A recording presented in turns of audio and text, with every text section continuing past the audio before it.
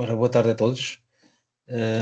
Bem-vindos a mais uma sessão, a terceira neste caso, desta terceira edição dos Zen Talks. Para quem está aqui pela primeira vez, recordar que isto é uma série de webinars que estão inseridos na agenda da Academia Nexus. Estamos a falar de uma agenda que se debruça sobre os temas da transição energética, da digitalização e da modernização da atividade logística no contexto marítimo ou portuário. Portanto, todos os temas que nós tivemos até hoje sempre estiveram ligados a esta temática. Estão todos disponíveis das edições, da primeira edição, da segunda edição e as sessões, as duas primeiras sessões desta edição estão ambas todas disponíveis no site da Academia, portanto, que eu já vou pôr já de seguida no nosso chat, fica já lá metido mais uma vez o link para o site. Hoje vamos ter connosco o professor Cipriano Lomba. Muito obrigado desde já pela sua presença e disponibilidade. O tema que nos traz aqui hoje e que vai ser apresentado pelo professor tem a ver com a gestão energética no contexto portuário. Estamos a falar da eletrificação, mas sobretudo da utilização de energias renováveis, estamos a falar da digitalização operacional e todos os impactos que estão ligados, desde a parte laboral, a parte de competitividade e de sustentabilidade. Portanto, não me vou alongar mais. Professor, muito obrigado mais uma vez e convido a tomar a palavra e apresentar a sua visão e a sua experiência sobre este tema. Então, muito boa tarde a todos. Eu vou iniciar por efetuar a partilha da apresentação. Antes de mais, referir e agradecer o convite e esta possibilidade de partilhar e também aprender, porque acredito piamente que nestes eventos aprendemos sempre. E, portanto, é esse o objetivo. Espero que seja útil aos presentes o que eu tenho para partilhar. E antes de começar, portanto, eu queria só que confirmassem que se ouve bem e que ainda não estão a ver a apresentação no modo apresentação, agora sim que passaram a ver a apresentação em modo apresentação, certo? Muito bem. Sim, sim. Então, eu começaria por me apresentar muito brevemente e referir que estou aqui como professor convidado do Departamento de Eletrónica, Telecomunicações e Informática da Universidade de Aveiro. Contudo, passei grande parte, eu diria quase a globalidade da minha carreira na indústria, na EFASEC, onde atualmente desempenho o papel de diretor de Gestão de Tecnologia e Inovação. Refiro também que desde há quase 2 anos sou presidente da direção do Laboratório Colaborativo Vasco da Gama, Energy Storage, que foca, digamos, as suas atividades de inovação no armazenamento de energia, em particular utilizando baterias. Salientaria também que tenho formação de Eletrónica e Telecomunicações da Universidade de Aveiro e um MBA executivo em Gestão de Empresas. Fui durante cerca de 10 anos responsável pela unidade de sistemas de transportes na antiga EFASEC de Sistemas de Eletrónica e depois Engenharia de Sistemas. Portanto, espero que estas minhas vivências, experiências sejam interessantes para a audiência e que eu vos passe, digamos assim, uma mensagem sobre o que nos trouxe aqui e cuja agenda é, no fundo, a importância, a relevância da otimização energética em contexto portuário. Portanto, começaremos por um contexto, fazer exatamente o contexto e dar uma passagem, porque o tema é denso e é extenso, sobre a relevância dos portos na economia global e nas emissões. Passaremos depois aqui falar um bocadinho, uma breve abordagem sobre os portos e o quanto eles são importantes como hubs ou como elos inteligentes e estratégicos de subsistemas integrados e interoperáveis.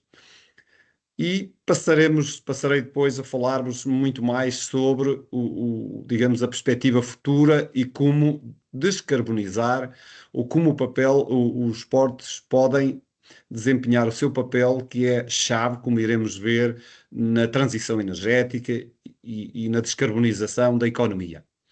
Portanto, o que eu vos trago foca-se essencialmente na eletrificação verde, sendo que depois é muito relevante fazer a otimização de todas as operações e de todo o contexto, digamos, em termos energético do Porto. Falarei, e aqui estará o cerne, digamos, o concentrar da solução, ou digamos, que eu defendo, que é a implementação de micro-redes portuárias. Darei uma passagem muito breve sobre o contexto e os resultados obtidos num estudo de um caso de implementação de uma micro-rede portuária no Porto de Aalborg, na Dinamarca, obviamente com as especificidades desse porto e dessa localização. De seguida, falarei um bocadinho mais sobre algumas ações complementares à otimização energética nos portos, porque toda a minha apresentação foca particularmente na eletrificação verde e em torno desse assunto, mas digamos, esta transformação, esta transição, não é possível fazê-la apenas com a energia elétrica e até há aqui uma fase, digamos, transitória, eventualmente de uma ou mais décadas, em que aí teremos que recorrer, digamos, a fontes de energia de baixo carbono e não eletrificada. Por fim, uma passagem de level pela regulamentação aplicável à eletrificação portuária e revisitaremos algumas das principais conclusões da minha apresentação. Pois vamos então começar pelo contexto da apresentação. De uma forma geral, poderei dizer, e podemos todos ter presentes, que a cada dia cerca de 15 mil navios entram nos portos à escala global, quer para operações de carga, descarga e para transporte de passageiros também. E, portanto, isto corresponde de uma forma relativamente simplificada e grosso modo a 30 milhões de toneladas de mercadorias e meia dúzia, eventualmente, milhões de passageiros a cada dia que passam pelos portos à escala global. E, como consequência, consomem essas operações, esses movimentos, enormes quantidades de energia. Portanto, aqui a energia é de facto um aspecto muito, muito relevante. Eu diria que até agora, e também à escala global, pelo menos no meu entendimento, nós habituamos-nos a ver os portos essencialmente como nós logísticos. E efetivamente eles são os nós logísticos que tratam, digamos, à escala global, cerca de 80% a 90% do comércio internacional passa pelos portos, passando desde energia, alimentação, matérias-primas, produtos acabados, de todos os setores, e também devemos ter presente, e isso começa-se cada vez mais a afirmar e a constatar, que os portos desempenham cada vez mais, digamos, um papel muito relevante no desenvolvimento económico, até mesmo ao nível do emprego e da inovação tecnológica. Eventualmente já no passado, e certamente já lá chegou a inovação tecnológica, mas o que estamos a constatar agora é que há aí um crescimento considerável. Um crescimento considerável que mais à frente irei abordar, mas que é ver os portos não como um nó logístico, não como algo que suporta a chegada, a entrada e a saída de mercadorias e faz uns registros alfandegários e paga-se umas tarifas que agora estão muito na moda, mas, portanto, algo muito mais que isso, e eu espero que no final desta minha apresentação fique essa mensagem também, que os portos já são muito mais e poderão, eu diria, atrever-me a dizer, serão no futuro muito mais do que digamos, do que nós logísticos, com toda, digamos assim, a importância que a componente logística já tem à data de hoje. Bom, de uma forma simplificada, uma caracterização dos portuária. Bem, eu há bocadinho já referi que são digamos, muito diversificados, temos contextos muitíssimo variados, a diferentes níveis, desde a localização geográfica, à própria geologia dos mesmos, o entorno, digamos assim, à volta deles, estão juntos a cidades, estão inseridos numa cidade, estão afastados dessa cidade, têm necessidades energéticas incomparavelmente diferenciadas de um porto para o outro, têm potenciais de geração energética, de acolhimento de indústrias, também com escalas completamente diferentes e, não menos importante no contexto que nos traz aqui hoje, o acesso a fontes, digamos, a abundância de energia renovável estável.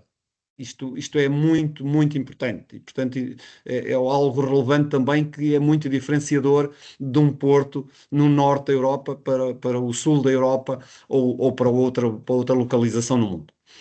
Mas, em contrapartida, eles, à data de hoje, ou até agora, e felizmente estamos a constatar uma transição acelerada, eles consomem energia da rede elétrica. Ora, nós, em Portugal, estamos a fazer um movimento excelente de descarbonização da nossa energia elétrica, do que circula na nossa rede elétrica. Outros países não estão assim e até, eu diria, há uma década atrás, não era essa também a nossa realidade. Sendo que, além da rede elétrica, são muito, e eram ainda mais, mas ainda continuam a ser, digamos, muito suportados também em geradores a diesel, com emissões continuadas de gases de efeito de estufa. Portanto, eu reafirmo que os portos são ecossistemas centrais à transição energética e que os devemos ver como ecossistemas logísticos, mas numa perspectiva muito mais alargada, em que também, se queremos reduzir a pegada carbónica resultante da nossa logística global, devemos analisar a possibilidade, e isso felizmente já está a acontecer, e temos bons exemplos em Portugal, em que um porto seja também um ecossistema industrial com escala e com relevância em diferentes domínios e, portanto, acolher setores industriais com vista a potenciar cada vez mais as cadeias de valor integradas portanto, a verticalização, porque isso, de alguma forma, vai, eu vou dizer, no fim do ciclo, redundar na circularidade ou na possibilidade da recircularidade e evitar muita logística intermédia. Mas também é importante mantermos presente que eles podem ser ecossistemas energéticos.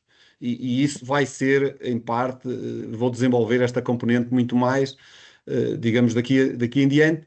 E, portanto, em resumo, se posso dizer assim, os portos são e serão cada vez mais essenciais à descarbonização, digamos, da economia mundial, e isso é muito, muito, muito importante por forma a podermos contribuir para o combate das alterações climáticas. Tenho aqui digamos, um gráfico que partilho com vocês. Quais são os setores industriais nos portos europeus que para mim, de alguma forma, me surpreendeu? Também porque este crescimento é acentuado. Em 2016, 66% dos portos europeus acolhiam indústrias, ou, em alguns casos excepcionais, setores industriais integrados, e em 22, portanto, cerca de 6 anos depois, essa percentagem já subiu para 73%. E quais são, digamos, os setores industriais mais presentes? Desde logo, os associados, digamos, à construção marítima, por todas as razões e mais alguma, creio que é fácil de compreender. Depois, com 72%, depois 54% com atividade forte industrial na área da química industrial, 54%, digamos, de presença da indústria alimentar, certamente muito ligada às atividades pescatórias, mas não só.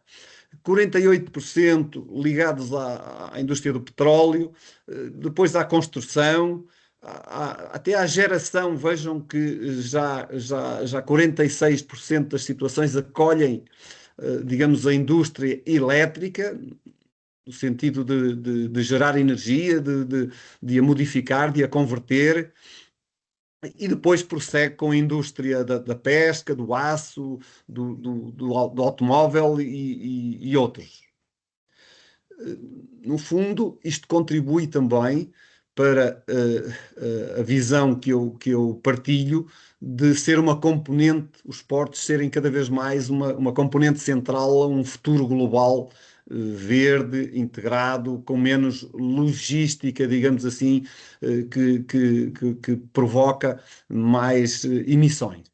E, portanto, com toda esta dimensão industrial e logística que eu tinha falado antes, há uma coisa que é também clara, é uma crescente procura, digamos, de energia e até num contexto global, isto por um lado pelos portos, mas também depois num contexto global, essa procura supera a capacidade de geração, digamos, no contexto atual em que vivemos. Não porque não exista energia QB, mas sim porque é necessário implementar as infraestruturas e implementá-las de uma forma resiliente, segura e cada vez mais com menores emissões de CO2.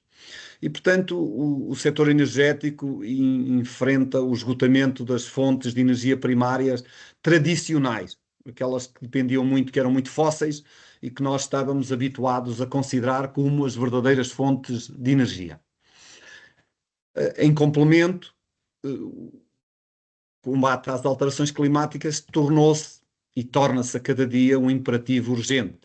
Temos vivenciado esses efeitos do clima em muitas outras paragens, infelizmente também no nosso país, no verão com os incêndios, agora e a caminhar para o inverno com tempestades, com cheias, e, infelizmente elas irão, ao que nos dizem os cientistas, ser cada vez mais frequentes e urge, no fundo, tomarmos medidas.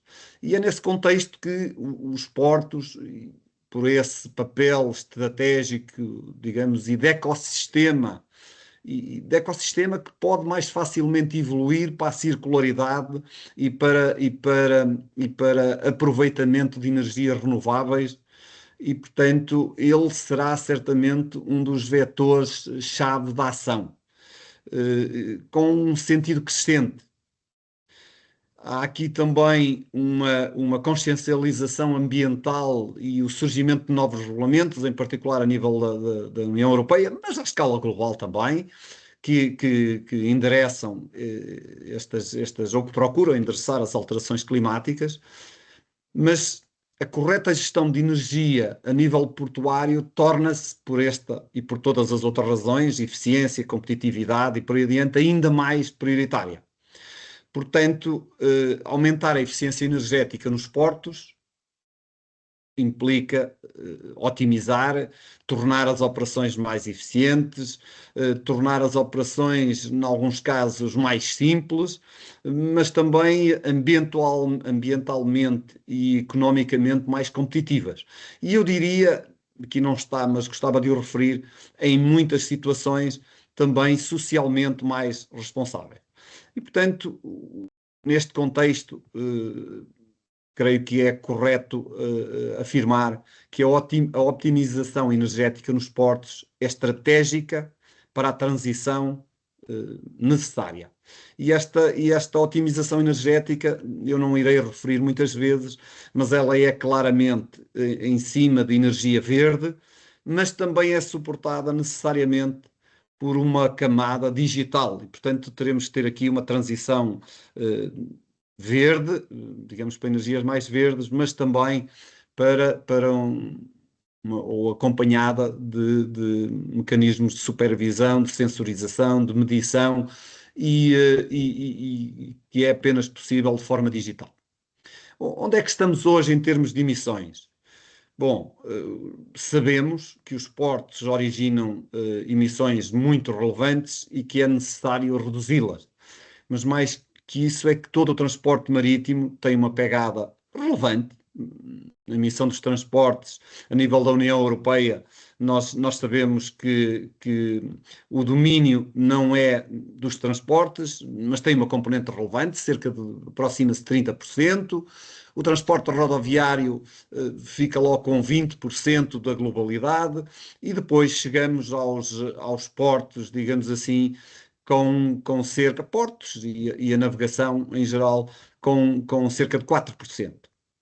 E se formos ver a evolução digamos, dos níveis das emissões desde 1990 nos diferentes setores do transporte, vemos ali que os portos têm vindo a fazer o seu trabalho e, portanto, desde 1900, os portos e o transporte marítimo, portanto, desde 1990 assistimos a uma redução relevante. Prevemos, ou prevê-se também que no futuro, de alguma forma, essas emissões fiquem estabilizadas. Contudo, isso acontece num cenário de crescimento ou de aumento considerável da logística global, e em particular usando o transporte marítimo. Aqui uma passagem apenas pela evolução, digamos assim, das prioridades a nível dos portos europeus, das 10 mais prioritárias, e o que eu gostava de chamar a atenção é a evolução, diria eu, do posicionamento ou da relevância relacionada com a energia, relacionada com a qualidade do ar e com as alterações climáticas. E podemos ver que há 20 anos atrás nem tinham tanta relevância assim, ou não eram vistas como uma prioridade, em particular as alterações climáticas, tal como o resto da sociedade, e a parte da energia era vista como importante, sim, mas estava abaixo do meio da escala. Se repararmos agora para os últimos 5 anos, pois vemos que claramente os aspectos da energia saltaram, digamos, para as posições cimeiras. Nos últimos anos, as alterações climáticas, a qualidade do ar, o ruído, o desenvolvimento dos portos numa perspectiva muito mais integrada, muito mais alargada e de contexto em que cada um deles se insere. E por aí adiante depois, em termos da sensibilidade e a consciência para a importância de tratarmos os resíduos, digamos, os aspectos até dos desperdícios ao nível dos navios e da qualidade da água e por aí adiante.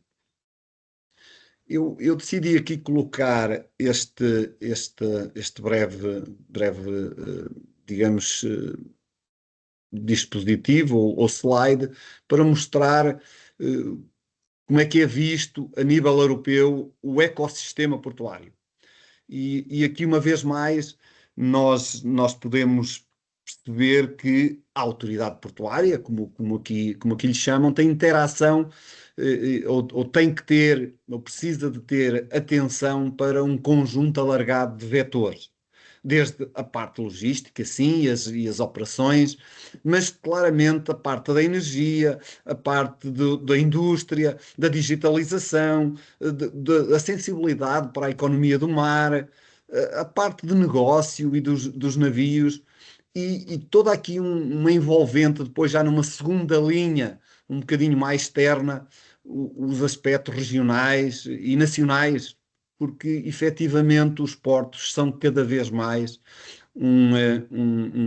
digamos, um aspecto competitivo, um aspecto de competitividade, mas acima de tudo de soberania e de estratégia. E infelizmente temos assistido, já lá, nos últimos anos, exatamente em contexto de guerra, ataques sucessivos a portos, por razões muito diversas, mas acima de tudo porque eles são decisivos para a economia e são estratégicos. E, portanto, vemos aqui todas essas áreas que é necessário endereçar, e o conceito de ecossistema alargado, multissetorial, torna-se cada vez mais evidente. Endereçaria agora a relevância dos portos como um ponto central no combate às alterações climáticas. Bom, refriantes, eles consomem uma quantidade enorme de energia, desde a movimentação de cargas, os veículos de transporte, operações industriais. Claro que aqui, de alguma forma, também lhe é associado, digamos aqui assim, o consumo dos próprios navios, o que não é tão justo assim, embora sejam os portos que fornecem, e é também nesse contexto que é aqui referido o combustível para esses navios, que pode ser mais ou menos emissor de carbono, digamos assim, ou ser mais ou menos verde.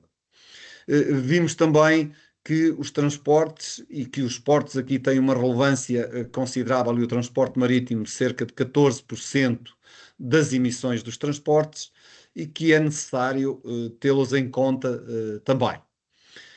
E cada vez mais devemos ter presente que a regulamentação imposta, e recordar-se-ão que, aliás, está ali que o transporte rodoviário é responsável por quase 3 quartos das emissões.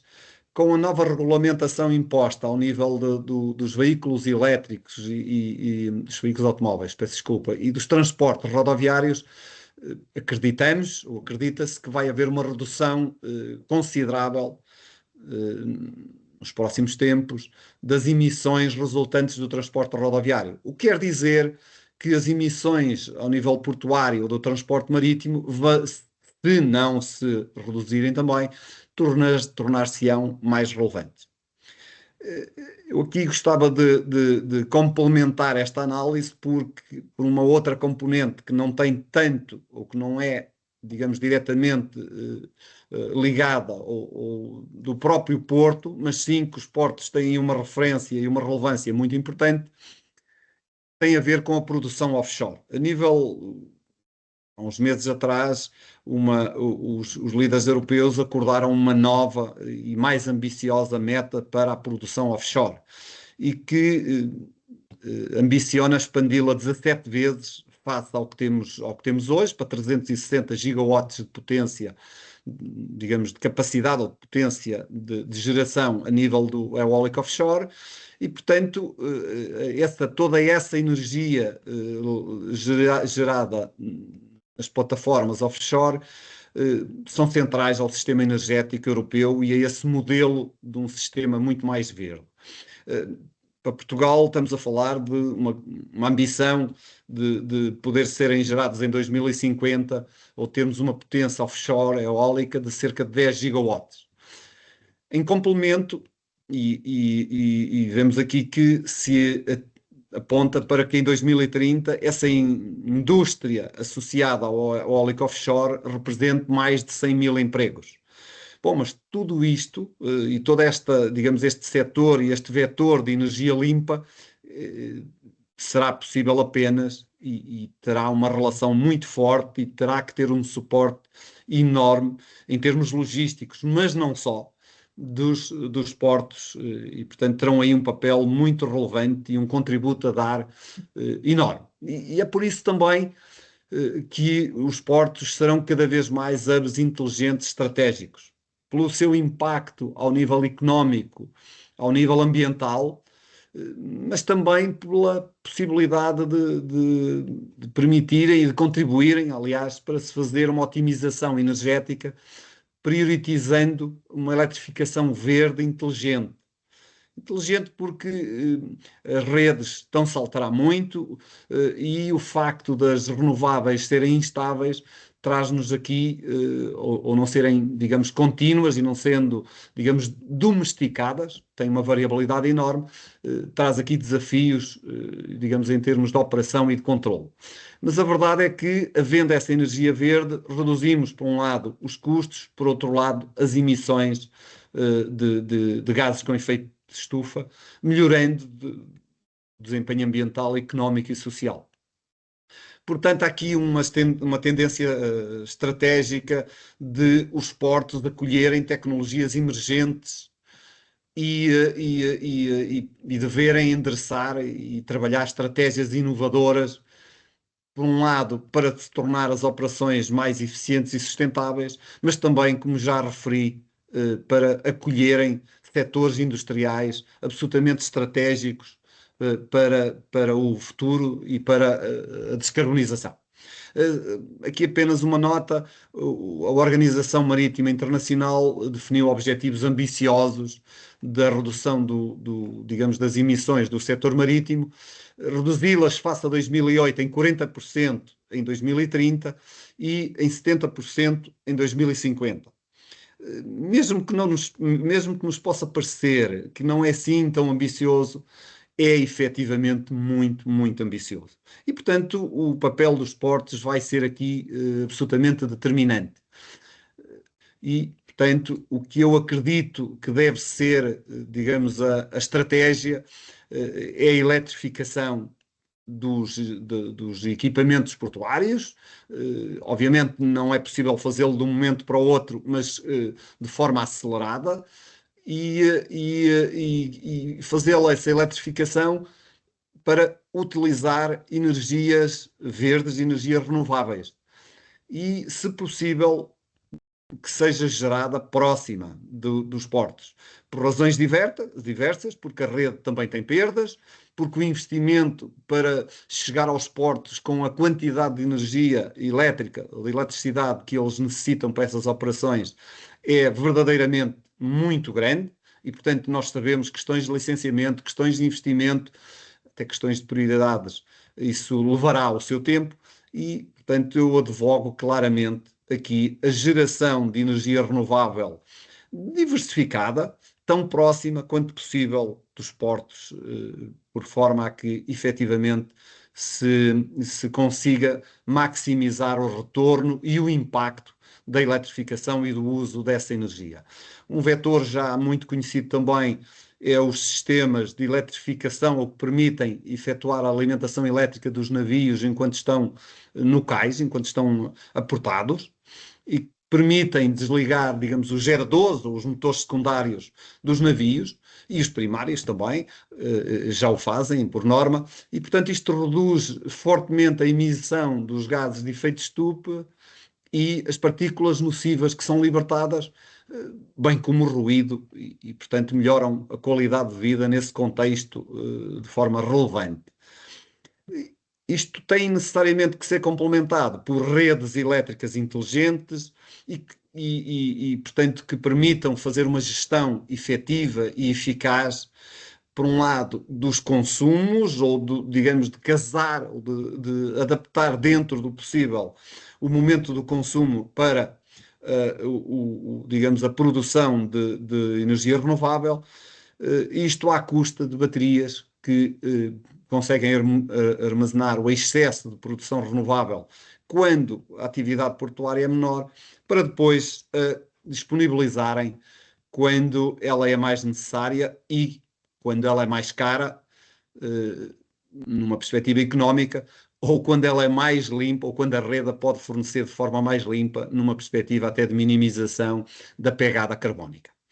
Portanto, eu diria que a eletrificação operacional portuária é uma tendência mundial, e notem que afeta, por um lado, a mobilidade marítima, mas também a terrestre, não é? Porque um porto é, de facto, ali um ecossistema considerável de mobilidade marítima, mas também terrestre. E, portanto, os diferentes equipamentos poderem ser eletrificados, disponibilizar aos veículos rodoviários, digamos, carga elétrica, e aos navios aportados, e também, dentro do possível, digamos, a indústrias locais. Isso é excelente, e nós vemos ainda muita oportunidade para expandir digamos, essa eletrificação e essa geração próxima de energia verde. Isto induz maior eficiência operacional e energética, reduz os gases com efeito de estufa, diminui a dependência de combustíveis fósseis, facilita a automação de muitas atividades e, como referi antes, reduz custos e a poluição sonora no Porto. Portanto, a questão que se pode colocar: então, mas se são tantas vantagens, por que não avança mais rapidamente a eletrificação? Porque é de facto complexa, exige investimentos massivos, exige muita inovação ainda, ela está a acontecer, felizmente, e já tem acontecido, eu diria, na última década, pelo menos. Mas um porto, como referi antes, é um sistema de subsistemas multissetoriais, digamos, sofisticados ou complexos mesmo. E, portanto, tem diversas cargas dinâmicas, aqui há cargas em sentido de consumos energéticos, que dependem da região onde ele se localiza, quer a uma escala mais global, quer na própria região. A carência, como referi há bocadinho, de infraestruturas elétricas que facilitem, digamos, por um lado, a chegada de energia elétrica ou de eletricidade ao porto em escala, mas também dentro do próprio porto, porque é necessário construí-la e isso demora tempo e implica com as atividades do próprio porto. A indústria marítima, na minha perspectiva, é também tradicionalmente lenta e relutante a adotar novas tecnologias. As frotas terrestres também ainda estão pouco eletrificadas em complemento, e não menos importante, uma quase ausência de embarcações eletrificadas. Portanto, tudo isso, digamos, faz demorar e atrasa ou dificulta essa eletrificação. Eu pedi ao Copilot da Microsoft para me gerar uma imagem do que será um porto no futuro, numa perspectiva verde. Ele fez-me aqui algo circular, com um sentido muito interessante, mas pleno de aproveitamento de energia renovável. Portanto, eu diria que é, de alguma forma, essa a base que devemos apostar e que será o futuro. De forma sumária, aqui um estudo do Expo, um inquérito, creio que é um inquérito, e o que ele nos diz é que a geração de energia nos portos tem sofrido alterações consideráveis, e portanto vemos que em 22, 58% da energia gerada localmente ou muito próxima era solar, 36 vinha da biomassa, 33 do vento, do eólico, e depois 27 vinha de fóssil, mais do óleo, digamos assim, ou do petróleo, depois mais 27 e por aí abaixo, não é? 24 do gás natural, depois da parte de biomassa ou incineração, alguma geração de ondas, digamos, de energia das ondas, um pouco de nuclear e por aí adiante. Mas se repararmos os três primeiros, vejam o salto considerável que a solar dá de 2016, de 38 para 58, 20% de aumento. A biomassa diminuiu também porque a produção é muito maior agora e o vento também a sua representatividade diminuiu um bocadinho, também porque a pouco e pouco os locais mais adequados estão esgotados e os investimentos podem ser muito elevados para alto mar. Gostava agora aqui de dar uma passagem muito breve sobre porque Portugal tem uma situação comparativa vantajosa.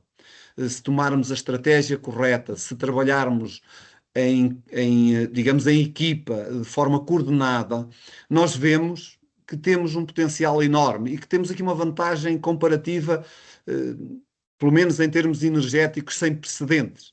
Vemos ali que a região de Portugal caminha para, digamos assim, ou tem um nível de radiação solar relativamente elevada e, portanto, do ponto de vista solar, temos aqui vantagens comparativas com uma boa parte do resto da Europa, não tanto com Espanha, em particular, ou com a Itália, e até com outros locais, mas, efetivamente, a produção solar pode ser considerável, e tendo também presente os baixos e o abaixamento do custo dessa produção solar, pois tem vantagens consideráveis muito maiores e potencial para irmos muito mais longe.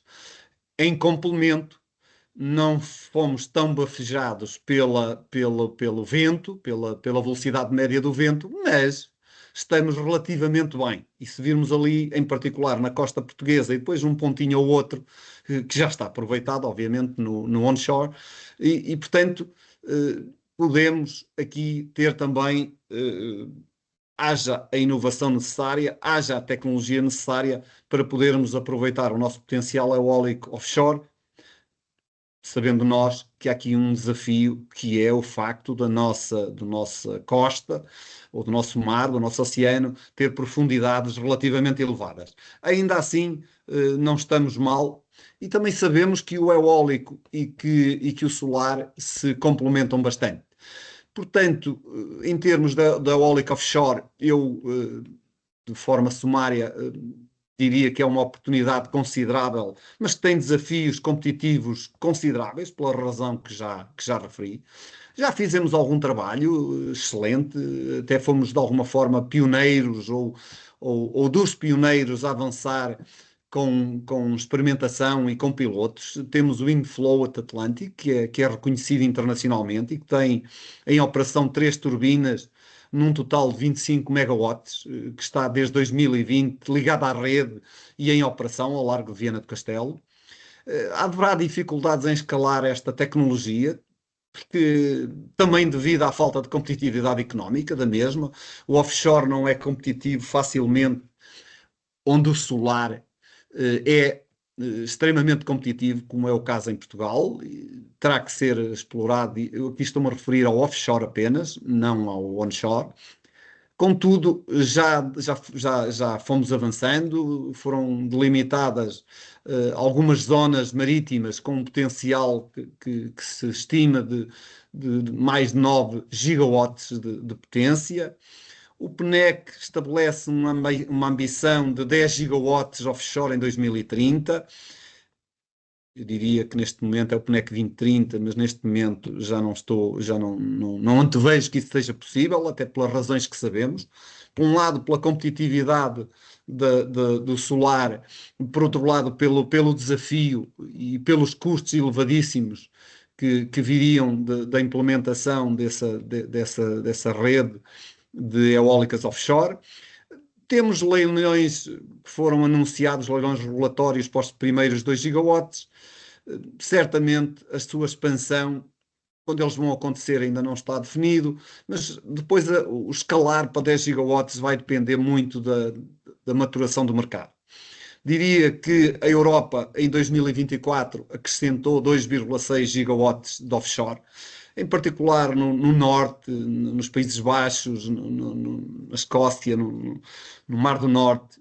É um potencial gigantesco. E neste caso, chegando a 37 gigawatts, sendo que para 2030 há uma ambição de se atingir 240 gigawatts, o que me parece exigente, mas alcançável, em particular no norte. A sul e em particular na nossa costa, o nosso contributo poderá ser mais modesto. Aqui os países com maior potencial é claramente o Reino Unido, os Países Baixos, a Alemanha e depois no flutuante Portugal e o Reino Unido e a França, embora aí os custos e a competitividade sejam muito menor. Gostava de referir também algo que ainda não referi, que nós temos um enorme potencial, que é a energia da biomassa. Temos 19 centrais em operação, ao que correspondem cerca de 700 megawatts. Maior parte, eu diria 2/3, cerca de 2/3 em cogeração e depois 240 megawatts para produzir eletricidade.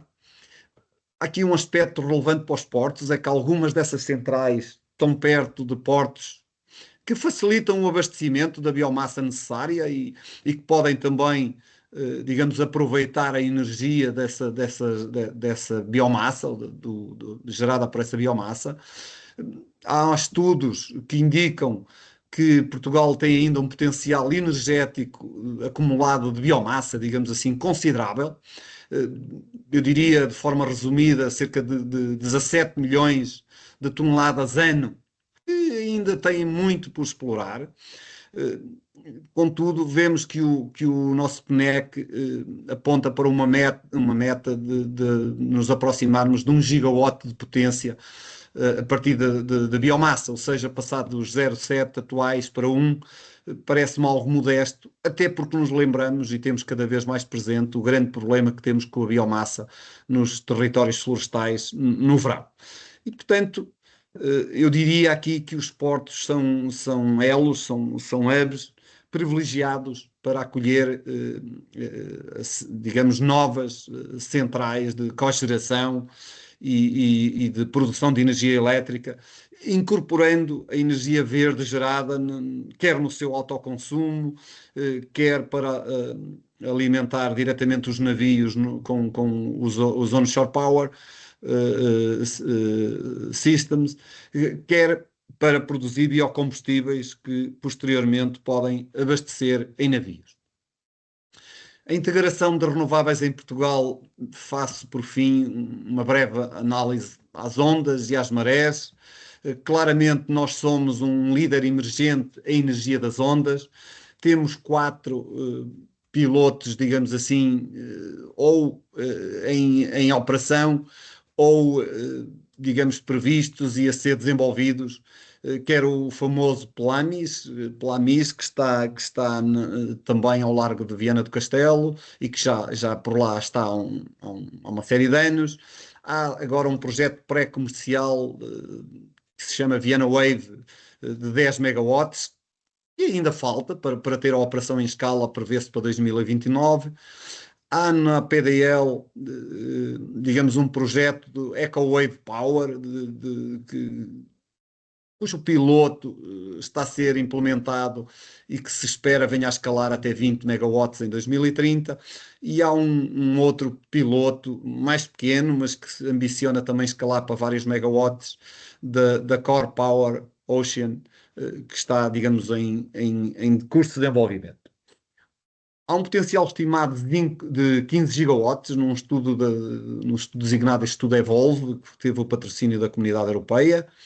O PNEC ambiciona chegarmos aos 200 megawatts em 2030. Já seria muito bom, creio que também não vai ser fácil a chegar pelos custos envolvidos e pela competitividade face a outras fontes mais competitivas e de custos menores e de mais fácil implementação. E há aqui vantagens consideráveis a este nível das ondas, da energia das ondas. Por um lado, a previsibilidade e a constância que estão disponíveis, de alguma forma, eu diria 24 vezes 7, não é? Portanto, 24 sobre 24. Há aqui também uma alta densidade energética que pode compensar a variabilidade do solar e da eólica. Há aqui um potencial bastante grande, em particular do Reino Unido, da Irlanda e de Portugal, em terceiro lugar. É um estudo da Core Power Ocean que indica esses números. Relativamente à energia das marés, há um piloto na Ria Formosa, mas é considerado, digamos, termos um potencial baixo. Coloco só aqui apenas umas imagens do sistema da Core Power Ocean e como é que tudo isto funcionaria. Portanto, seria uma rede, digamos, de geradores, digamos, de energia com a vibração ou com o subir e descer das ondas. O esquema, penso que fala por si. Claro, está aqui todo um desafio, isto é da Core Power Ocean, e há aqui todo um desafio de investimento e de afinação do sistema e depois da sua operação e manutenção. Portanto, além dos custos de CAPEX, há depois os custos de OPEX também associados a este e a qualquer, digamos, sistema a funcionar em offshore. De forma muito sumária, também passaria aqui pela alimentação elétrica de navios enquanto estão nos cais, designadas normalmente por onshore power supply. E, portanto, começaria aqui com um ponto de situação global, isto é da Associação dos Operadores dos Cruzeiros a nível global, e vemos que aqui dos grandes portos, digamos, vemos que 34 têm sistemas ativos, 23 estão financiados e estão a ser desenvolvidos, e há mais 16 que estão planeados, mas que ainda não evoluíram. E isto é, digamos, grandes portos de cruzeiros que têm pelo menos um sistema de alimentação dos veículos, dos navios instalado, peço desculpa, a março de 24. E isto é importante porque no último ano tem havido um desenvolvimento considerável e um investimento considerável. Bom, Eu diria que vantagens são várias. Desde logo, uma estimativa de que o facto dos navios estarem a ser alimentados de forma elétrica enquanto estão aportados leva para uma redução de emissões de cerca de 7%. Contudo, no caso do setor dos cruzeiros, vai entre 10% e 20%. Alguns estudos indicam cerca de 15% em média. Contudo, eu salientaria aqui apenas uma frase do relatório anual de tecnologias e práticas ambientais, da mesma associação que eu referi há bocadinho, que diz que 58% dos navios de cruzeiro têm tecnologia para se ligarem à rede elétrica ou para serem alimentados quando estão no porto, mas apenas 3% dos portos disponibilizam tecnologia para fornecer essa energia elétrica.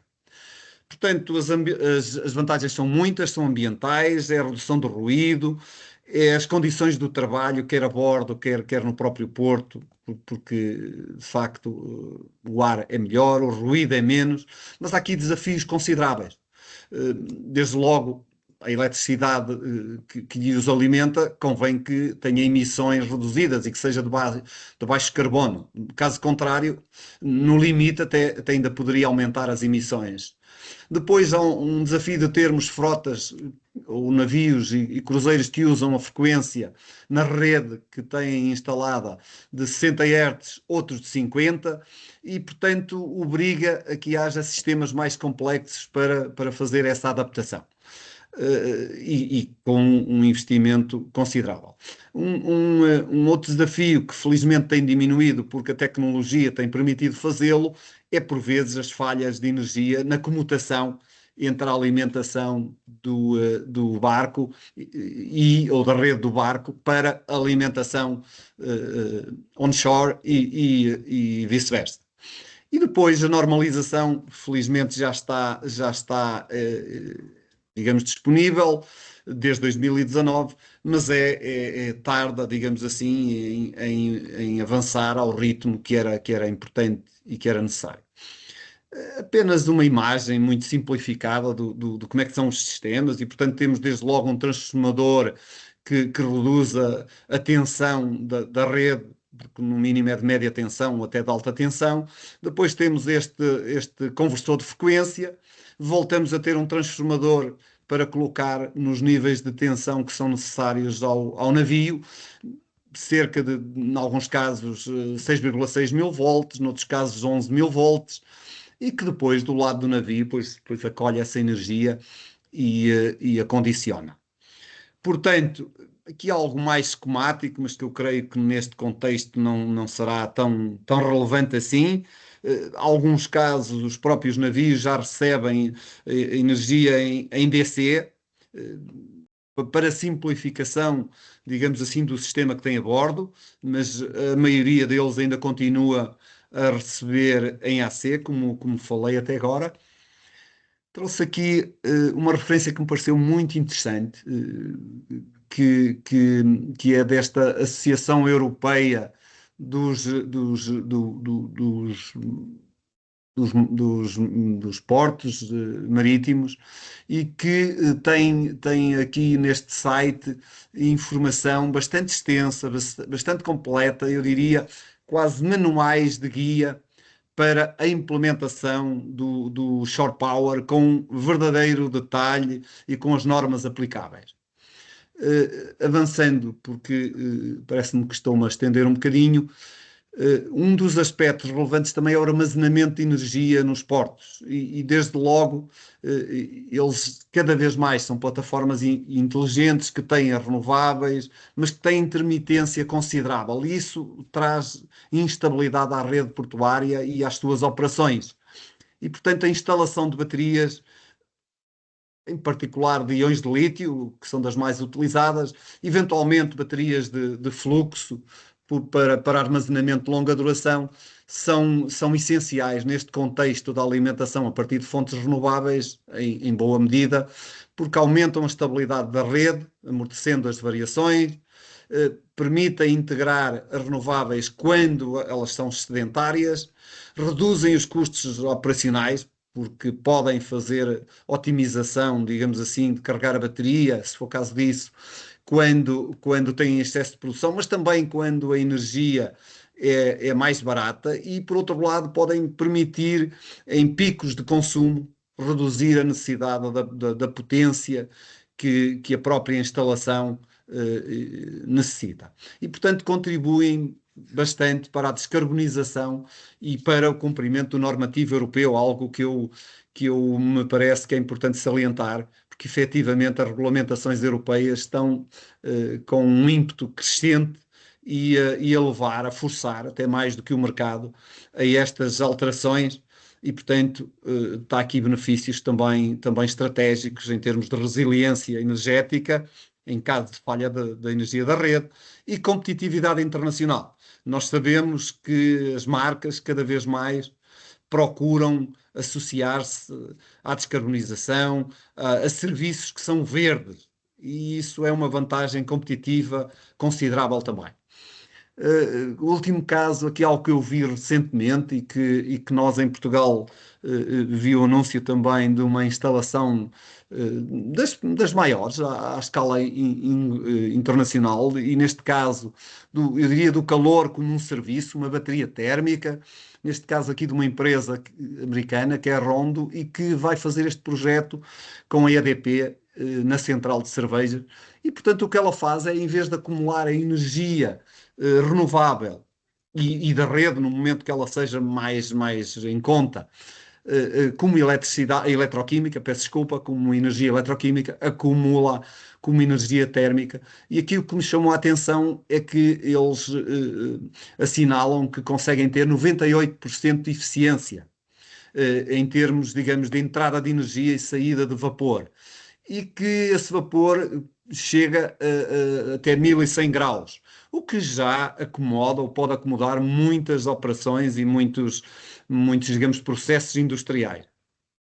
Não sei, não tenho, não faço a mínima ideia do CAPEX, do necessário para o investimento, mas efetivamente é uma solução que pode ser muito interessante. Vamos mesmo à otimização energética e, portanto, o que é que nós temos ali que fazer? Acima de tudo, temos que primeiro pensar bem o futuro e o que é que procuramos para o Porto. Definir essa estratégia, modelar a estrutura portuária que temos de um ponto de vista das cargas elétricas existentes e das potenciais face digamos, à expansão que prevemos, recolher dados de forma consistente, sistematizada e bem estruturada e então efetuar uma previsão da carga de consumos, não é? Em termos de potência máxima, em termos de energia, e tudo isto depende do número de barcos por dia, do tipo de barco, do tempo da costagem, dos teus consumos de cada um deles, de quantos vão estar em simultâneo, do tipo e das quantidades de serviços logísticos, das operações no próprio porto, e portanto todos estes consumos devem ser tidos em conta. Depois, e em complemento, porque considero isso ser a base muito, muito relevante e diferenciadora, que é estimar as capacidades de geração das diferentes fontes de energia renovável, que já tenham ou que se ambicione construir também. Estudar medidas de eficiência energética, portanto, por um lado, ao termos as baterias, alinhar o consumo com a produção renovável, dentro do possível, sabemos que isso nem sempre é possível, dimensionar um sistema de armazenamento de energia tendo em conta os dados e as estimativas feitas antes, em termos de potência e em termos de energia, fazer umas simulações, uns casos de estudo global digamos, do funcionamento integral, para ver se digamos, o balanço energético de alguma forma se aproxima e se converge. E depois, não esquecer de fazer aqui um estudo, digamos assim, uma análise do desempenho em termos de ciclos diários, semanais e até sazonais, não é? Porque há alturas em que, se apostarmos mais, porque é mais em conta solar, há alturas do ano que a sua produção não será tão relevante assim. Em termos ainda e focado agora na otimização energética, devemos pensar, como ponto de partida, minimizar o consumo de combustíveis fósseis, reduzindo automaticamente a pegada carbónica, mas ter também aqui em conta, digamos, o balanço entre a minimização do investimento inicial, do CAPEX, e depois também dos custos operacionais. Em alguns casos, investindo mais em CAPEX, depois a seguir teremos custos operacionais muito menos, e é este balanceamento que é necessário, no fundo, fazer um estudo de um projeto de investimento ponderando ambas as vertentes. E de alguma forma depois ter já aqui os constrangimentos que é necessário, no fundo, ter presentes. Já referi o balanço entre a potência e a energia, os níveis que são necessários. Não esquecer que é crítico assegurar a qualidade energética para depois ter funcionalidade e ter operações otimizadas. Analisar as limitações trazidas pelas fontes renováveis, restrições do sistema de armazenamento, algumas ambientais locais que possam existir e depois digamos assim, dos serviços, das rotas e dos serviços auxiliares que disponibilizam no próprio Porto e se tiverem, e cada vez mais eu espero que tenham, setores industriais presentes. Isso tem também que ser tido em conta com as exigências e com, digamos, eventuais constrangimentos que possam advir daí. E, portanto, o que claramente acredito é que a implementação de uma micro-rede elétrica inteligente no Porto é a chave. E o que é uma micro-rede elétrica do Porto, diria eu? Bom, é uma rede que pode funcionar isolada, uma rede elétrica que pode fornecer eletricidade de forma isolada ou acoplada à própria rede elétrica habitual, mas que tem um centro de controlo e um sistema que é, no fundo, um sistema de gestão de energia que tem produção local, em particular verde. Aqui está apenas neste desenho, apenas o solar e a eólica é visível, mas como referi antes, pode e deverá, se possível, ter outras alternativas e claramente um sistema de armazenamento de energia bem dimensionado, como eu referi até agora. E depois temos mais, diria assim, do lado do consumo, todas as operações, digamos, logísticas e de operações do próprio Porto, alimentar os próprios edifícios e outros que eventualmente possam existir e a energia, digamos, a fornecer aos navios enquanto estão aportados. E isto em articulação, digamos, digamos, um sistema de gestão que otimiza esta operação e que garante que a rede se mantém resiliente e segura e, quando necessário, pois vai buscar energia à rede elétrica ou também aporta para lá excesso de produção.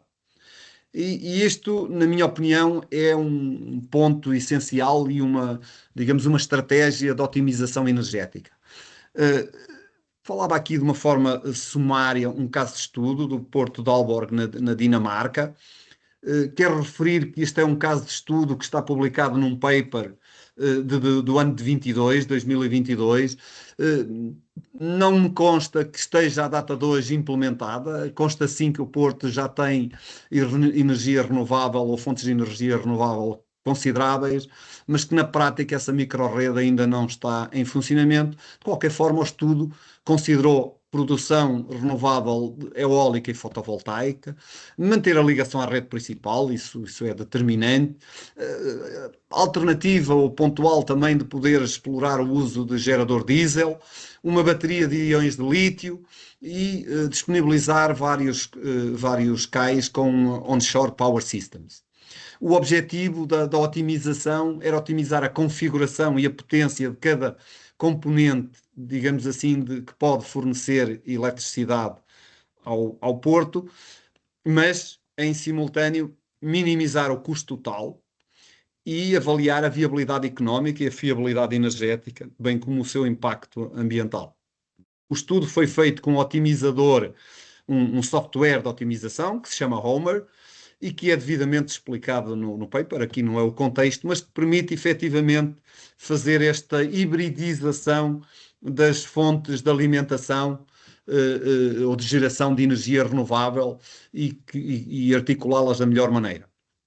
aqui de uma forma apenas esquemática o que vos acabei de dizer, e portanto vemos do lado esquerdo as fontes de energia e digamos o sistema de gestão de energia também, e depois vemos isto do lado esquerdo ainda também nesse esquema, vemos a ver dos fluxos de eletricidade, mas vemos que eles apostam em três OPS, e além da rede de energia, da infraestrutura de energia que é crítica, tem necessariamente que haver uma rede de comunicações, sensorização, de medição relevante.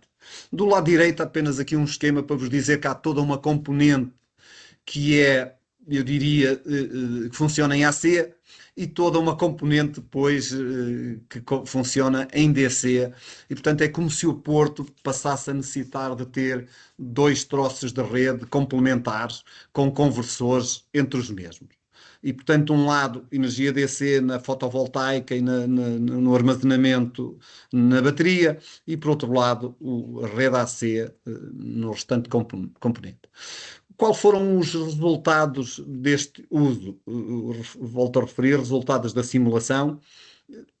Entretanto, houve outros estudos que de alguma forma reforçam noutros portos e noutros contextos, mas que de alguma maneira não desmentem estes valores e, portanto, com um investimento considerável, é verdade, de cerca de 4,4 milhões de euros, o Porto conseguiria ter ou utilizar na sua energia cerca de 85% de energia renovável, teria uma reduções das emissões em cerca de superior a 80%, em boa medida também aqui o uso dos OPS permitia efetuar essa redução das emissões, quer em termos de CO2, quer dos óxidos de enxofre e de azoto, numa escala considerável. E queria também referir que aqui há um aspecto importante, é que estes resultados da otimização dependem do preço da eletricidade, digamos assim, e variam conforme esse preço que seja considerado. E, portanto, se o valor da eletricidade aumenta, é necessário também aumentar o CAPEX para ter maior capacidade de instalação, de armazenamento de energia, para que se possa aproveitar mais energia de fontes renováveis, para que depois o OPEX diminua de forma considerável e o Porto se torne, digamos, mais competitivo. Um esquema que mostra, digamos assim, as contribuições das diferentes fontes de energia. Vejam que mesmo com a microrrede a funcionar e com este investimento continuaria a ir buscar 44% de energia à rede elétrica, 21% viria da energia eólica e 32% viria da energia solar. E aqui a bateria, neste contexto, teria aqui uma relevância digamos, balancear 3% da energia. Isto concluímos que, por norma, a energia gerada está a ser diretamente alimentada ou utilizada para alimentar os navios que estão acostados e na logística operacional. Para quase a concluir, ações complementares. E isto baseia-se num estudo da DNV GL, que se dedica e que é reconhecidíssima e que tem vários estudos nesta área. E, portanto, o que é que eles aqui nos alertam? Que além da eletrificação, sem dúvida, é preciso manter o esforço e o trabalho ao nível da mudança digamos, do combustível para que ele seja mais descarbonizado e seja menos fóssil, dependente do fóssil. E esses combustíveis, mais à frente vou anunciá-los, mas claramente são já nossos conhecidos, ou pelo menos muito falados, embora alguns deles estejam com dificuldade em escalar. A eletrificação da indústria, que esteja presente dentro do que seja possível, porque há ramos que são mais difíceis de descarbonizar, e nesse caso teremos que certamente recorrer a biocombustíveis ou a hidrogênio ou derivados do mesmo. Vemos aqui que o hidrogênio aparece aqui também como algo muito relevante, um vetor energético muito relevante. Falam, em alguns casos, em que não seja possível ir tão longe e tão rápido na descarbonização, pois então apostar também na captura de carbono e no seu armazenamento.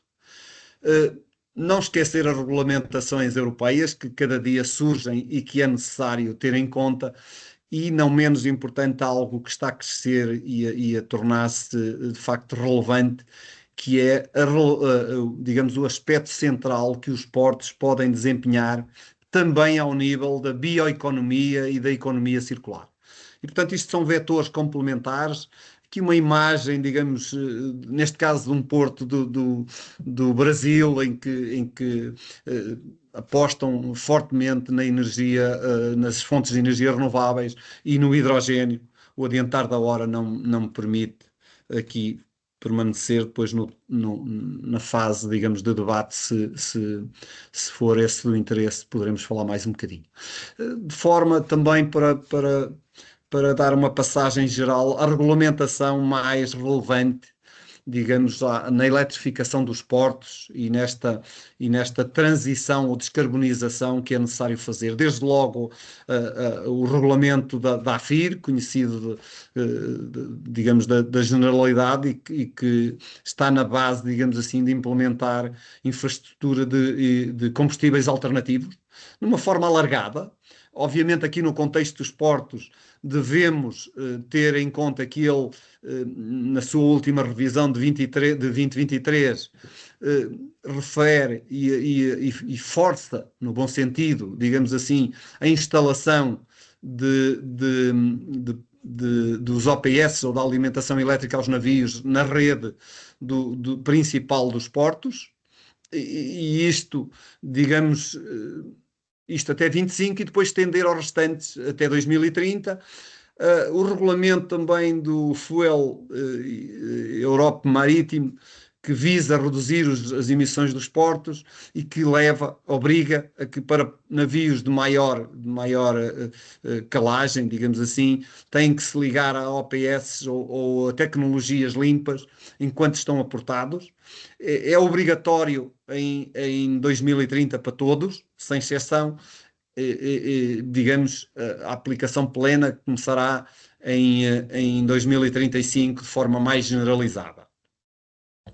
Por outro lado, também aqui a parte, digamos assim, do mercado de emissões, que veio e que foi, digamos, trazido e incluído digamos, na regulação 2015 a 757, e que estendeu, digamos, a diretiva que era 2003 de 2003 para 87, em que obriga os portos, ou que diz que os portos devem monitorizar e reportar as emissões associadas às escalas. E, portanto, isto já está em aplicação e deve ser acelerado. Refiro a IEC 80005 a 123, que define as normas para a implementação dos onshore power systems, e, portanto, tem aqui todo o quadro técnico e regulatório por forma a garantir compatibilidade, segurança e eficiência nas mesmas, que está em vigor. Depois a rede TNT, que é de 24, a última atualização, que é o número 1679, que define os portos como hubs energéticos com infraestruturas elétrica e renovável de alta relevância, e, portanto, é aqui uma implementação progressiva a estar concluída até 2030. E, por fim, porque é algo importante, o regulamento sobre baterias, que trata muito todos os aspectos ligados à sustentabilidade e à rastreabilidade de baterias, e que obriga a cumprir aqui uma série de regulamentos, tendo em conta, digamos, o armazenamento de energia com baterias, desde a rotulagem, a reciclagem, todos os aspectos da circularidade das baterias, e o passaporte digital das baterias que queiramos instalar. E, portanto, está já em vigor, mas tem que ser aplicado até 2030. Já antes do referi, coloco aqui apenas a nota que o guidance do Seaside Energy, ou Electricity, aliás, é interessante porque tem a guidance completa, quer da norma da 80.005 para os sistemas OPS, quer mesmo desculpem, e complementada com da Organização Mundial dos Transportes Marítimos para a implementação dos OPS, e que são, digamos, documentos muito mais sistematizados e muito mais fáceis de interpretar e de seguir, porque se tem uma perspectiva prática, com muitos exemplos. Para concluir, eu diria, os portos do futuro deixarão de ser consumidores passivos, o que já está a acontecer, não tem nada de mais, mas uma palavra que aparentemente vai começar a estar aí no vocabulário, pelo menos em inglês, que é o flexumer, que é um consumidor, um produtor, mas que também fornece flexibilidade à rede. Flexibilidade é ajudar a rede a escoar energia quando ela tem excesso e ajudar a rede a fornecendo-lhe energia e mecanismos até de regulação das frequências e das tensões para evitar o que nós vivemos há uns meses atrás com o célebre apagão. E, portanto, é essa a perspectiva cada vez maior, não só dos portos, mas em particular dos portos face à sua dimensão e à sua relevância energética. E, portanto, a otimização energética exige visão e estratégia de médio e longo prazo. A base é a abundância de geração renovável diversificada, tão local quanto possível. As infraestruturas elétricas do próprio porto têm que ser verdadeiramente pensadas para ser resilientes e suportadas em microredes, e uma layer, uma camada digital para fazer a sensorização e a gestão dos próprios ativos e a otimização. A eletrificação global das operações é absolutamente essencial. Um armazenamento de energia bem dimensionado para maximizar o consumo de energia renovável e dar maior resiliência à rede é determinante, e tudo isto necessariamente terá que ser supervisionado por plataformas inteligentes integradas, quer para a gestão otimizada da energia, quer para a gestão das operações portuárias.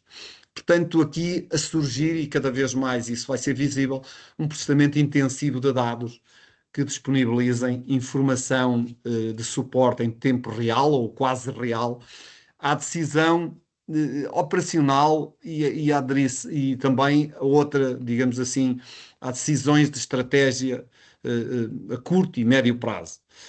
Não esquecer que tudo isto exige ou que requer à mesma um complemento de uma infraestrutura para combustíveis verdes de baixo carbono, desde logo o gás natural liquefeito, que alguns portos já começam a ter, inclusive em Portugal, creio que os primeiros estarão a dar esse espaço. Se possível, a biogás, que é algo que eu lamento que o nosso país não esteja a aproveitar, da biomassa, dos dejetos, dos resíduos orgânicos, creio que podíamos estar a fazer muito melhor. E um dia o hidrogênio verde, que ali está só hidrogênio, mas tem que ser verde, e os seus derivados, nomeadamente o metanol.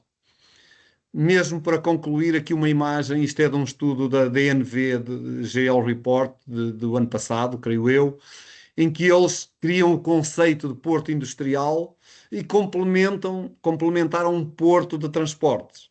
E vemos aqui o estado, eu diria, onde estamos à data de hoje, se nada fosse feito, e portanto se permanecêssemos no que eles diziam, o porte 1.0, quer num caso, quer no outro, com consumo de energia relativamente elevado, aqui com, digamos, um papel considerável ao nível das emissões, e depois a sua evolução na coluna central, sem haver a transição energética, portanto, sem a aposta nas renováveis, e com uma aposta forte em renováveis, que é a coluna do lado direito, e em que vemos que claramente o consumo dito de energia vinda do exterior diminui consideravelmente, também porque a eficiência aumenta. Vemos aqui a possibilidade de exportar hidrogênio e seus derivados, a exportação de eletricidade para a rede, para consumidores industriais, para, digamos, comunidades próximas, e as emissões que são, digamos, quase insignificativas no contexto desta transição energética. Os portos do futuro serão, e são já hoje, mas cada vez mais, são ecossistemas integrados, inteligentes, multissetoriais, que acolhem setores industriais, mas que as alimentam com energias renováveis, que apostam na circularidade, na bioeconomia e no oferecer operações logísticas descarbonizadas, eficientes portanto, são críticos à transição energética e ao consumo, digamos, ao combate, peço desculpa, às alterações climáticas. Tudo isto tem necessariamente que ser baseado num esforço considerável de estratégia, de pensamento e de ecossistema com as partes interessadas que gravitam no Porto, quer sejam elas industriais, quer sejam logísticas, quer sejam de movimento de passageiros e que são claramente muito diversificadas. Muito obrigado pelo vosso tempo, peço desculpa porque me estendi um bocadinho aqui na minha apresentação, um bocadinho a muito, espero que tenha sido interessante e passávamos agora Muito a uma obrigado. fase de debate e questões como está previsto. Ok, muito obrigado, Sr. Cipriano. Acredito que o tema é certamente difícil de condensar tanto, porque é muito, muito denso, muito extenso, muito, muito complexo. Muito obrigado mais uma vez. Temos já aqui uma questão que está colocada aqui, pela audiência. Portanto, prende-se com as questões, os desafios geopolíticos e as tendências de criação de novas rotas comerciais que existem hoje em dia, de que forma é que estas podem ter impacto nesta questão da gestão energética dos portos, porque pode levar a desestimular o investimento nos portos ou nas empresas proprietárias dos navios, com medo de não conseguirem, portanto, o desenvolvimento esperado ou o retorno que é esperado. Uma questão muito, muito interessante e que faz todo sentido. Efetivamente, eu diria que eu uso esta expressão algumas vezes, a descarbonização e a transição energética passa, de alguma forma, também, ou deveria passar, por a construção de ecossistemas, digamos, e vetores ou setores industriais tão próximos quanto possível, no sentido até de reduzir a logística. Reduzir a logística, em parte, de longa distância, mas, em particular, muitas vezes a logística de proximidade. Ora, aí surgem efetivamente, por um lado, a geopolítica, com implicações consideráveis, como temos estado a ver e a sentir, em alguns casos, vão afetar certamente, e já o está, já isso está a acontecer, e por outro lado, também as alterações climáticas que introduzem novas rotas, novas centralidades, e nesse caso eu diria que vão certamente também afetar digamos, o potencial e as perspectivas em alguns portos. Eu diria que, apesar disso, nós, na nossa localização, nós, Portugal, eu considero que estamos relativamente bem localizados, que vamos ter uma vantagem, que vamos ter, não, nós já a temos agora, só não a estamos a aproveitar. Que se aproveitarmos o potencial de energia verde que temos, claro que isso requer estratégia, requer trabalhar em equipa, requer integração e cooperação entre múltiplos setores. Estou convencido que conseguiremos, também porque somos digamos, um porto de entrada, ou podemos ser um porto de entrada estratégico da América, da América Latina, de todo esse, digamos, lado do Atlântico. Acredito que, apesar desses efeitos, continuaremos esta área, digamos, do transporte marítimo e portuário como sendo algo particularmente estratégico.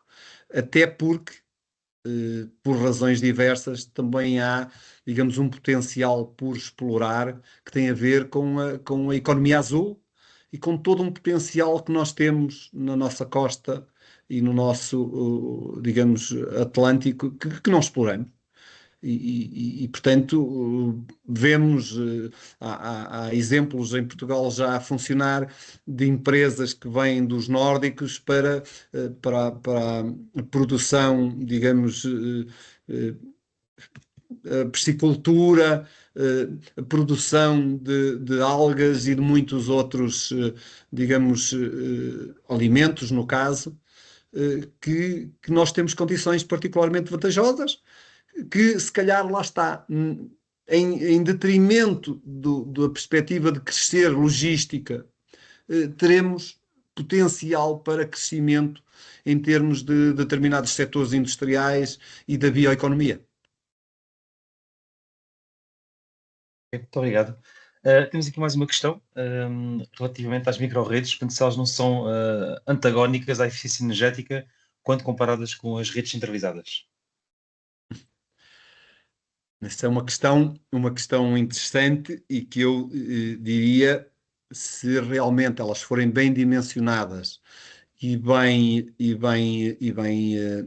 operadas, porque o investimento tem que ser bem pensado, é algum, e depois também tem que haver operação cuidada e otimizada, não, porque reduz-se drasticamente a logística da própria energia. As redes elétricas têm perda. Construir as redes elétricas, também por questões ambientais, e nós sabemos bem que o tempo que demora a construir, sabemos bem, ouvimos falar, não é? Posso partilhar convosco que nos Países Baixos, atualmente, pode chegar a demorar 10 anos a construir um troço de uma linha de alta tensão ou de média tensão, porque há toda uma antagonia nosso, não é? Nós próprios. As redes de média e alta tensão são muito interessantes, desde que não passem próximo aqui de onde eu vivo ou de onde eu tenho as minhas coisas. Por outro lado, esse investimento é grande e depois, como referi, há as perdas. Ora, eu ao gerar a energia no local, desde logo deixo de ter as tarifas de acesso à rede, que são relevantes e que vão crescendo. Consigo, se fizer um estudo bem feito e se explorar a complementaridade da energia renovável, e aqui eu reforço, solar, pelo preço e pela quantidade de radiação que nós temos na generalidade do nosso país. Eólica, obviamente onshore, porque é muito mais em conta, ou junto à costa. Isso é um tema complexo, certamente, por questões ambientais e visuais, não é? De poluir o espaço visual, mas teremos que ponderar. Quando vamos aos Países Baixos, elas estão lá numa escala massiva junto à costa e por todo lado, e pronto, é algo que temos que ver, face à realidade do país e àquilo que ele quer ser. Temos muita biomassa por explorar e por utilizar e por aproveitar, que ainda por cima nos causa um problema extremamente complexo. Teremos muitos resíduos orgânicos, quer ao nível dos portos, digamos, das atividades conserveiras e outras que se desenvolvem nos portos, mas também no nosso dia a dia, resíduos do mais variado tipo que estão totalmente desaproveitados e que sabemos, felizmente, começamos a ouvir falar e a ver os primeiros projetos, pelo menos a ser anunciados, da produção de biogás, mas não tem que o ser biogás, pode ser logo produção direta de eletricidade, se for o caso. Também não estamos mal em termos de produção de energia das ondas, e, portanto, este conjunto de produção de energias renováveis, limpas, verdes, e tanto quanto possível junto aos portos ou inserido nos próprios portos, nos telhados dos seus edifícios, em áreas que por vezes estão desaproveitadas. Alguns portos até têm águas relativamente paradas, ou está sob a sua jurisdição digamos, águas relativamente paradas em que eventualmente podem aproveitar para instalar renováveis, nomeadamente painéis solares flutuantes. E, portanto, uma microrrede, claro que há um investimento inicial, mas claro que o devemos aproveitar, porque existem fundos para financiar e para experimentar, em particular da União Europeia. As vantagens são diversas. Não há, está comprovado, não é? Obviamente tem que ser devidamente dimensionado e cada porto tem o seu estudo a fazer e tem a sua estratégia a fazer. Claro, está sempre numa perspectiva de médio e longo prazo, que é algo que para nós é difícil. E pressupõe colaboração, pressupõe ecossistema. Alguns portos, se estiverem próximos das cidades, têm sinergias enormes. Se estiverem próximos de indústrias, há também sinergias energéticas, até em termos, porque não referi isto ainda, criar uma comunidade energética mais alargada, que depois está suportada numa microrrede e cada vez mais até. Em princípio, existirão várias microrredes próximas e que transferem energia entre elas. E, portanto, eu acredito, e os estudiosos dessa área acreditam verdadeiramente no potencial das microrredes com armazenamento de energia. Notar que uma componente extremamente elevada do custo passa também pelo armazenamento de energia, que felizmente tem vindo a cair de forma considerável. E, portanto, é o futuro. Muito obrigado. Eu tinha aqui uma questão, aqui houve um slide em que referiu que 58% dos navios estavam preparados para poderem ser alimentados por via do porto, mas apenas 3% dos portos tinham essa tecnologia disponível para o fazer. Se fosse possível pôr aqui um top 3 ou um top 5, não sei, o que é que são as principais dificuldades, o que é o principal impedimento para os portos realmente avançarem? Estamos a falar de custos, estamos a falar de legislação, estamos a falar de, assim, num top 3, o que é que seria as principais dificuldades que os portos sentem? Veja, eu acredito que de facto há várias. Uma das principais é o investimento. O nosso país, penso eu, o nosso país não tem, até porque uma boa parte dos portos estão em entidades de alguma forma públicas portanto, não temos estado propriamente a investir porque temos o serviço da dívida ou temos a estratégia de reduzir a componente da dívida e, portanto, há aqui um investimento inicial com alguma relevância. O aspecto também, e isso aí eu não, confesso que não tenho conhecimento alargado, se os navios e se os que aportam em Portugal, porque aquilo é um estudo referido, os 58% é relativo a cruzeiros portanto, há aí também questões de licenciamento relevantes e nós sabemos que em Portugal eu, pelo menos, penso que é um dos grandes entraves que temos de facto, código a burocracia associada às contratações públicas acima de tudo, ao licenciamento. No âmbito das agendas do PRR, e foco porque o Nexo é também uma agenda do PRR muito relevante, vou ouvindo dizer que muitos das agendas não conseguem implementar partes ou componentes relevantes da agenda em termos de inovação produtiva, porque os licenciamentos tardam, atrasam, passam por múltiplas entidades até lá bem atrás, digamos, o IAPMEI se disponibilizou para criar um focus group, ou um grupo que reunia todas as entidades necessárias, mas a verdade é que não avançou.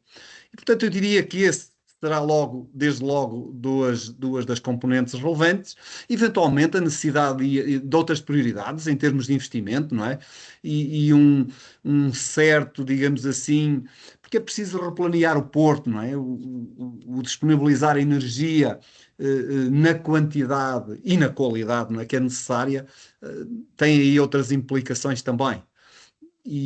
Portanto, se calhar a nossa velha também estratégia de ir deixando andar ou de não termos uma estratégia bem definida e depois quando não há estratégia definida, tudo é prioritário, e quando tudo é prioritário, nada é prioritário.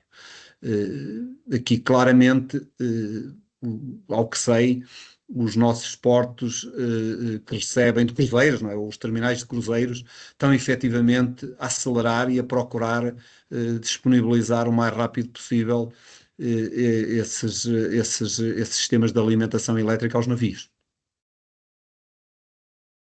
Muito obrigado. Temos aqui mais uma Se me questão. permite, já agora só uma Força, força, nota força. adicional que me falhou. Poderá, mas aí acreditem, é desconhecimento também depois da realidade de cada porto, poderá haver aqui questões também com o acesso à energia elétrica, porque alguns portos que eu conheço, eles necessitam de um reforço considerável de energia elétrica para poder depois disponibilizar no onshore power supply, portanto, para ligar aos navios. E não subestimar os anos que é necessário para se conseguir o reforço com uma linha de média tensão, a construção de subestações, que têm as suas particularidades.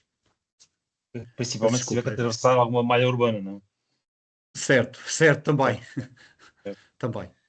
Ok, temos aqui mais uma questão. Portanto, qual a opinião sobre os benefícios do uso de tecnologias como o 5G e 6G para a eletrificação dos portos e para a melhoria da sua eficiência energética? Que infraestruturas nos portos podem beneficiar do uso deste 5G e 6G?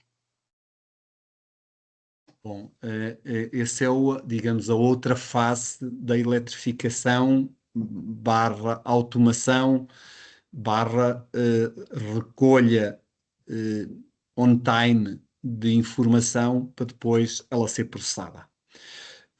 Uma rede 5G, 6G virá aí e o que ela disponibiliza é capacidade, maior flexibilidade, eh, que dependendo da aplicação em concreto, mas creio que não será tão necessária ao nível da gestão operacional e da exploração de um porto, o 5G pode efetivamente trazer, por um lado, capacidade, mas não é só isso, é que a automação da logística exige bastante mais real time, ou decisão e informação em tempo real, e precisão.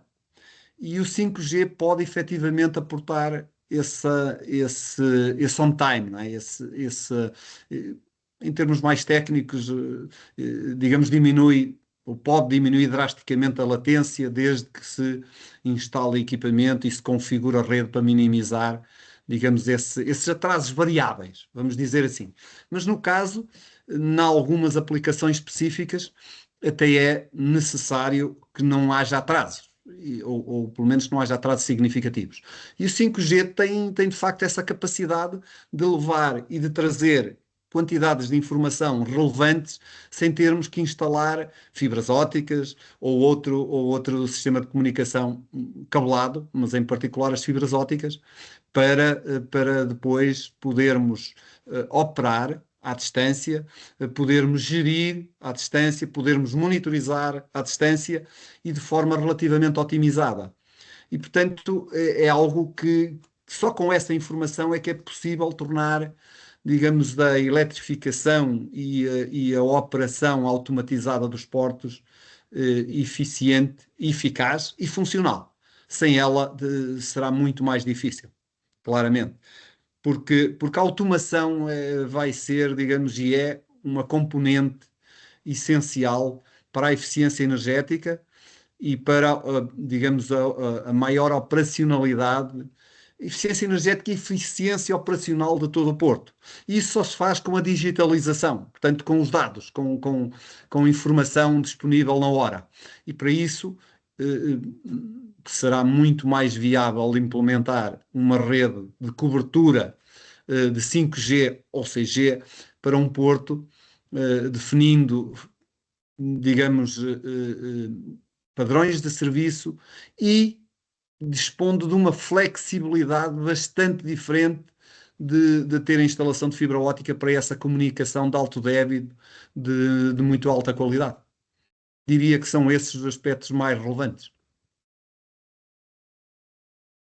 Ok, muito obrigado mais uma vez. Se Eu calhar diria que vou parar de não temos partilhar. agora, não temos aqui agora mais nenhuma questão em espera. Portanto, eu penso que, ser esse o caso, daríamos aqui por encerrado. Ultrapassamos um bocadinho o nosso tempo, mas, como digo, aliás, as questões estavam aqui presentes e o tema assim exigia, porque é muito denso, muito É muito extenso. denso, é. Muito obrigado mais uma vez, professor Cipriano. Obrigado a todos que estiveram presentes, a vossa participação e a vossa presença, claro. Um, Dizer que no chat deste webinar estão lá o link e o QR Code com o formulário de participação para poderem avaliar este webinar, e também tem lá o local para pedirem, se quiserem, o vosso certificado de participação. No próximo dia 24, na próxima segunda-feira, continuaremos com estas sessões de webinars. Desta feita será com a professora Paula Lampreia, que nos irá falar das questões, continuará no âmbito da digitalização e da automatização, mas agora na abordagem noutro, noutra questão que é desafiadora, que é a parte das questões laborais, a parte da formação e da necessidade da transformação daquilo que é hoje em dia a realidade do mercado. Portanto, convido todos a estarem presentes, o link já está disponível para se poderem inscrever, e vemos na próxima segunda-feira. Muito obrigado. Então, Mais uma muito vez, professor. obrigado. Muito Boa obrigado. noite e obrigado.